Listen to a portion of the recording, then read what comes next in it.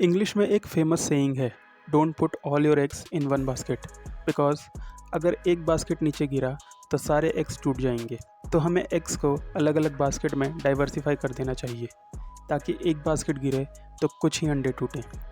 India में agriculture sector में काम कर रहे लोगों को भी डाइवर्सिफिकेशन की ज़रूरत है, क्योंकि अगर इनकम के लिए बस एग्रीकल्चर पर डिपेंड करेंगे तो रिस्क है। एग्रीकल्चर सेक्टर में ज़रूरत से ज़्यादा लोग काम करते हैं और इनकम भी ज़्यादा नहीं है। और एग्रीकल्चर में ज़्यादा काम खरीफ सीज़न में होता है। रबी सीज़न में काम मिलना मुश्किल हो जाता है, जिस एरिया में खेती करने के लिए फैसिलिटीज़ नहीं होती। खरीफ सीज़न मानसून के आने के बाद से जून से मिड जुलाई में स्टार्ट हो जाता है। खेती के लिए सबसे ज़्यादा इम्पॉर्टेंट है पानी। तो जिन एरियाज़ में पानी की अवेलेबिलिटी कम होती है और ट्यूबवेल की फैसिलिटी नहीं होती है, वहाँ भी खरीफ सीज़न में काम मिल सकता है, बिकॉज़ बारिश की वजह से पानी अवेलेबल हो जाता है। खरीफ सीज़न की फसल का एक एग्जांपल है चावल। रबी सीज़न को विंटर क्रॉप सीज़न भी बोलते हैं, क्योंकि ये विंटर के आने के साथ स्टार्ट हो जाता है। अब सिंस बारिश नहीं होती है विंटर सीज़न में, तो फसलों को पानी चाहिए, और अगर अच्छी इरिगेशन फैसिलिटीज़ नहीं हैं तो काम मिलना मुश्किल हो जाता है। रबी सीज़न की फसल का एक एग्जांपल है गेहूँ। गाँव में लोगों को रेगुलर एम्प्लॉयमेंट अपॉर्चुनिटीज़ मिलती रहे, रेगुलर इनकम मिलती रहे, गरीबी दूर हो और एक अच्छी लाइफ मिले, उसके लिए डाइवर्सिफिकेशन की ज़रूरत है। डिफरेंट तरीक़ों से डाइवर्सिफिकेशन किया जा सकता है। पहला, क्रॉपिंग पैटर्न चेंज करके। फॉर एग्ज़ाम्पल, खेत में पहले चावल की खेती कर ली, उसके बाद कोई दूसरी फसल जैसे मक्के की खेती कर ली, या फिर दूसरा तरीका, खेत के एक हिस्से में चावल लगा दिए और दूसरे हिस्से में मक्का लगा दिया। ऐसे और भी तरीके होते हैं क्रॉपिंग पैटर्न चेंज करने के। दूसरा, एलाइड एक्टिविटीज़, मतलब वो एक्टिविटीज़ जो एग्रीकल्चर को सपोर्ट और कॉम्प्लीमेंट करती हैं, जैसे animal husbandry, fisheries and horticulture. इस वीडियो में हम एलाइड एक्टिविटीज़ के बारे में ही बात करेंगे। तीसरा, non farm sector. Non farm economy को दो सेगमेंट में बांटते हैं, एक डायनामिक सब सेक्टर्स जिसमें कि ग्रोथ होती है, और दूसरा low productive segment. Dynamic sub sectors में आते हैं agro processing industry, food processing industry, leather industry, tourism etcetera. Low productive में आते हैं pottery, art and crafts, handlooms यानी शिल्पकारी एट्सेट्रा। लो प्रोडक्टिव में पोटेंशियल तो है बढ़ने का, बट इंफ्रास्ट्रक्चर और सपोर्ट की कमी है। ऐसा देखा गया है कि गाँव में पुरुष होते हैं वो नॉन फार्म सेक्टर में काम करते हैं और महिलाएं एग्रीकल्चर में काम करती हैं, पर पिछले कुछ टाइम से महिलाएं भी नॉन फार्म सेक्टर में जॉब्स करने लग गई हैं। तनवा एक प्रोजेक्ट था जो लेट 1980s में स्टार्ट किया गया था तमिलनाडु में, महिलाओं को ट्रेन करने के लिए ऑर्गेनिक फार्मिंग में और एग्रीकल्चर टेक्निक्स में, ताकि महिलाएं भी फैमिली इनकम को बढ़ाने में और एग्रीकल्चर सेक्टर में प्रोडक्टिव बढ़ाने में हेल्प कर सकें। थिरुचिरापल्ली में महिलाओं ने मिलकर फार्म वुमेन्स ग्रुप बनाया, जो वर्मी कॉम्पोस्ट बेचता है और पैसे कमाता है। बहुत से और फार्म वुमेन्स ग्रुप पैसे सेव करते हैं और एक मिनी बैंक की तरह काम करती है। इन सेविंग्स की हेल्प से वो लघु उद्योग को बढ़ावा देने के लिए क्रेडिट फैसिलिटी देते हैं, जैसे कि मशरूम की खेती हो गई, साबुन बनाना, खिलौने बनाना इत्यादि। इंडिया में खेती के साथ साथ कैटल यानी काउज और बफेलोज, गोट्स और फाउल्स यानी पोल्ट्री का भी पालन पोषण किया जाता है, जिससे कि गांव के लोगों को रेगुलर इनकम मिलती है, फूड सिक्योरिटी मिलती है, ट्रांसपोर्ट, फ्यूल और न्यूट्रिशन मिलता है। पशुपालन करीब 70 मिलियन यानी 7 करोड़ छोटे किसानों और मज़दूरों को इनकम जनरेट करने का ऑप्शन देता है। महिलाओं को भी एम्प्लॉयमेंट अपॉर्चुनिटीज़ मिलती हैं पशुपालन में। इंडिया में पशुपालन में 61% पोल्ट्री है, 22% कैटल, शीप्स और गोट 16% हैं, और बाकी 1% में ऊँट, घोड़े और गधे आते हैं। 2019 में इंडिया में लगभग 303 मिलियन यानी 30.3 करोड़ कैटल्स थे, जिसमें 110 मिलियन यानी 11 करोड़ बफेलोज थे। इंडिया में पशुओं का नंबर तो ज़्यादा है, पर प्रोडक्टिविटी कम है दूसरे देशों के कंपैरिजन में।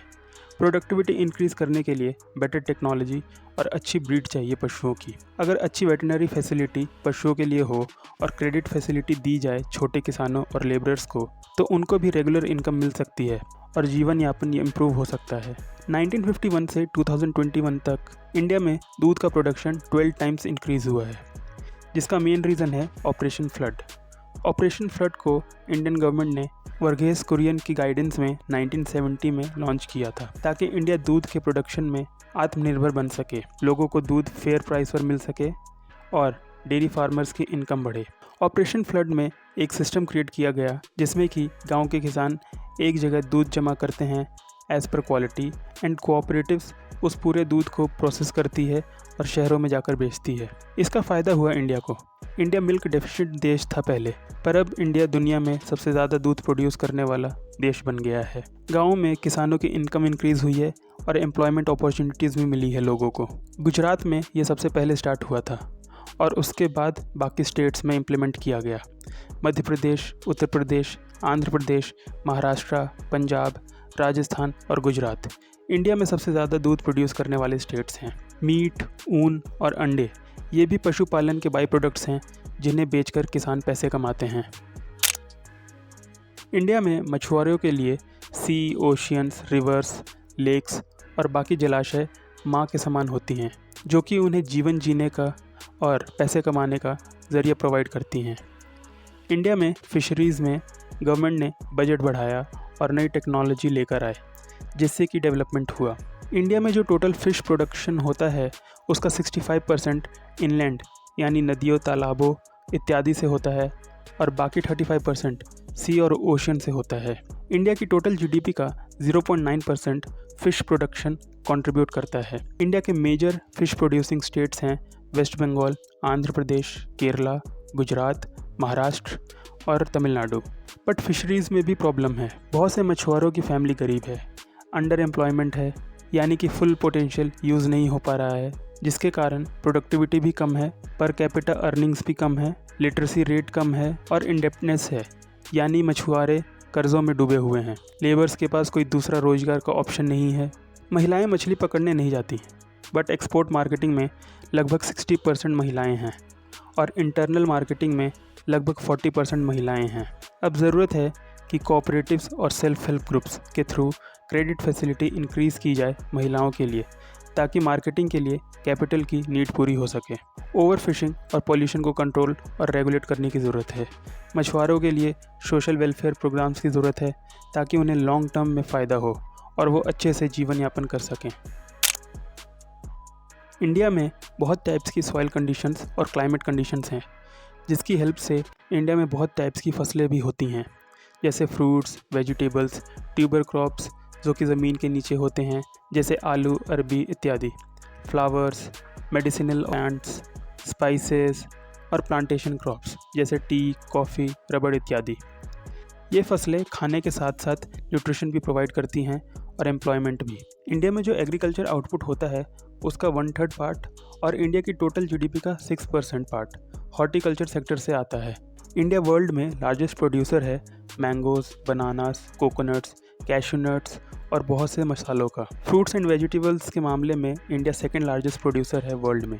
हॉर्टिकल्चर से इंडिया में बहुत से किसानों की इकोनॉमिक कंडीशंस इंप्रूव हुई है और बहुत से अंडर प्रिविलेज्ड लोगों का जीवन यापन इंप्रूव हुआ है। Flower harvesting, nursery maintenance, hybrid seed production and tissue culture, propagation of fruits and flowers, food processing, ये कुछ ऐसे काम हैं जो गांव में रह रही महिलाओं को एम्प्लॉयमेंट अपॉर्चुनिटीज़ के साथ ज़्यादा इनकम देता है।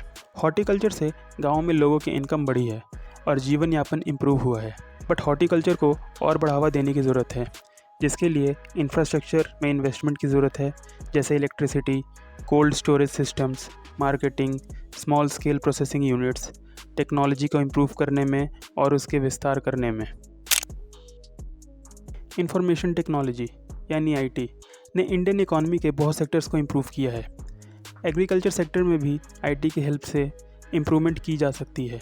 न्यू टेक्नोलॉजी के बारे में इंफॉर्मेशन देकर और उसको यूज़ कैसे करना है ये बताकर प्राइस, वेदर और सॉइल कंडीशन की इंफॉर्मेशन किसानों को दी जा सकती है अलग अलग फसलों के लिए, ताकि एग्रीकल्चर सेक्टर में प्रोडक्टिविटी बढ़े और किसानों की इनकम भी बढ़े।